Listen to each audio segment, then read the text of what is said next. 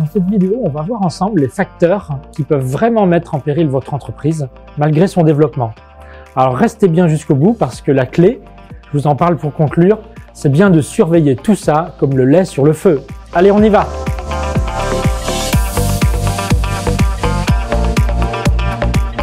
Bonjour, je suis heureux de vous retrouver sur la chaîne. Je tenais aujourd'hui à aborder un sujet qui est parfois difficile à comprendre.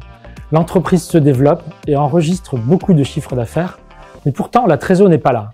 C'est que comme souvent, quand l'entreprise a un niveau élevé d'activité, mécaniquement, cela engendre une augmentation du BFR. J'en parlais récemment sur la chaîne, mais je vais y revenir et vous faire un schéma rapide pour bien comprendre sur le paper, comme d'habitude. Alors je vais vous expliquer sur le paper comment fonctionne un bilan, parce que c'est comme ça qu'on comprend le problème de BFR quand il y a une crise de croissance. Un bilan, c'est un actif et un passif. Au passif, on a des capitaux propres, donc c'est notre capital, des réserves et les résultats que l'on réalise chaque année. Ensuite, on a des emprunts qu'on emprunte à la banque, et puis on a des dettes à court terme. Donc ce sont des dettes qu'on doit à des fournisseurs, des dettes qu'on doit aux impôts, à l'URSSAF, aux organismes sociaux. On appelle ça des dettes fiscales et sociales. Donc là, je vous ai schématisé un bilan avec des capitaux propres à 200, un emprunt à 200, dette fournisseur 100 et dette fiscale et sociale à 100. À l'actif, on a des immobilisations, c'est des investissements que l'entreprise fait chaque année qui lui servent pour développer son activité. Donc on immobilise ces investissements et puis on les amortit sur la durée de vie des investissements. Là, on prend une hypothèse, on a des investissements à hauteur de 100 après amortissement.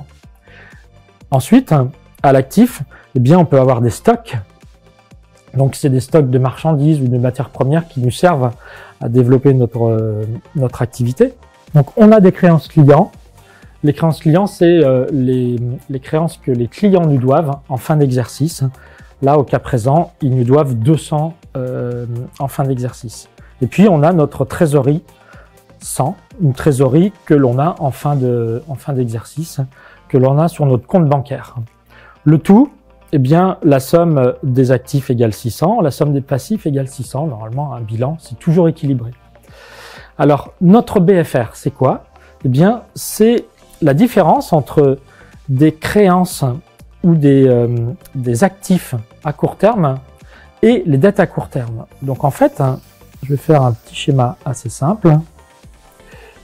C'est donc la différence entre le stock, les créances clients et les dettes fournisseurs et les dettes fiscales et sociales.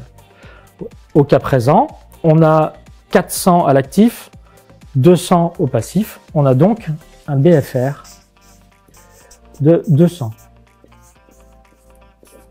Imaginons que notre activité double. C'est-à-dire que on a une super activité, enfin on a un chiffre d'affaires qui double dans l'année et on va pouvoir peut-être se retrouver avec des stocks qui vont augmenter puisque souvent c'est proportionnel à l'activité. Donc prenons l'exemple, le stock il passe à 400. C'est-à-dire que pour faire notre activité, réaliser le volume, etc., eh bien on a besoin d'acheter plus de matière mais aussi de stocker pour avoir le volume suffisant pour livrer les gens. Nos créances clients, imaginons qu'elles doublent aussi, qu'elles passent à 400, c'est-à-dire qu'on a de l'argent dehors pour 400. Et puis en parallèle, eh bien, on va faire les mêmes proportions, c'est-à-dire que on va dire que les fournisseurs,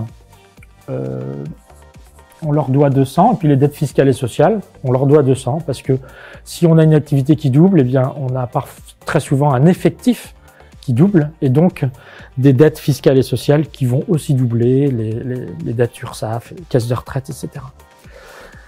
Donc si on est dans ce schéma-là, eh bien, on va avoir une activité qui a beaucoup progressé, mais aussi un besoin en fonds de roulement qui a beaucoup progressé, puisque si on fait la différence ici, bien on a 800, et donc le BFR il sera passé de 200 à 400. Et donc pour ça, il faut le financer, parce que si on n'a pas suffisamment de marge et de résultats, eh bien, on va se retrouver avec un problème de trésor ici pour financer ce passage de 200 à 400, puisque cette activité nécessite de la trésorerie. Ça veut dire que, eh bien, comment on va faire pour financer cette trésor? D'abord, il faut avoir une activité rentable. Si elle n'est pas rentable, eh bien, nos capitaux propres ici, qui sont composés, je le rappelle, du capital, des réserves et des résultats de chaque année, eh bien, si notre résultat il est pas suffisant, eh bien, nos capitaux propres ils vont pas pouvoir financer l'augmentation du besoin en fonds de roulement. Il va falloir donc emprunter pour compenser cette situation. Donc, par exemple, eh bien, on va emprunter 200 et puis on va avoir un emprunt de 400.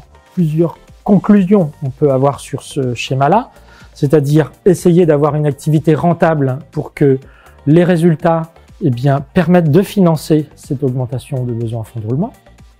Faire en sorte aussi que nos créances clients, eh bien, tout à l'heure je disais que c'était à surveiller comme le lait sur le feu. Ça c'est important. Ces créances clients, elles passent de 200 à 400, mais il se peut qu'il y ait des retards de paiement. Et donc les relances clients, c'est à surveiller vraiment de très près, parce que c'est un élément fondamental du besoin en fonds de roulement. Et si jamais on réussissait à accélérer les encaissements clients et faire en sorte que, eh bien, on soit pas à 400 mais à 200, eh bien, on va mécaniquement baisser notre besoin en fonds de roulement. De la même manière, le stock, est-ce qu'on a vraiment besoin d'avoir un stock de 400 alors qu'on a doublé notre activité? Eh bien, c'est une réflexion à avoir. Peut-être avoir un stock plus à flux tendu qui permettrait, eh bien, de réduire ce stock peut-être à 300, peut-être à 200, mais tous ces leviers, eh bien, ces curseurs vont permettre de gérer de manière un peu plus fine le besoin en fonds de roulement et de faire en sorte qu'on n'ait pas de problème de trésor. Donc voilà, c'est juste un schéma relativement simple qui vous explique qu'est-ce que le BFR, comment on lie des capitaux propres, des dettes avec ce BFR, mais avec ce schéma, je pense que c'est relativement plus simple pour vous éclairer et pour comprendre que parfois, quand on a une grosse croissance, eh bien, on peut avoir des problèmes de trésor. Alors, quand on est dans cette situation-là, cela veut dire aussi pouvoir s'appuyer sur un professionnel du chiffre qui vous suit véritablement au quotidien et vous propose des outils adaptés. Chez Amaris, c'est notre ADN, la saisie comptable, on l'a automatisé, la récupération de justifs aussi. L'idée, c'est de vraiment se focaliser sur votre besoin de conseil parce que c'est ce dont vous avez besoin. N'hésitez pas à consulter nos conseillers si vous pensez que vous avez un besoin d'un accompagnement sur mesure. Je vous mets un petit lien en description et à très vite!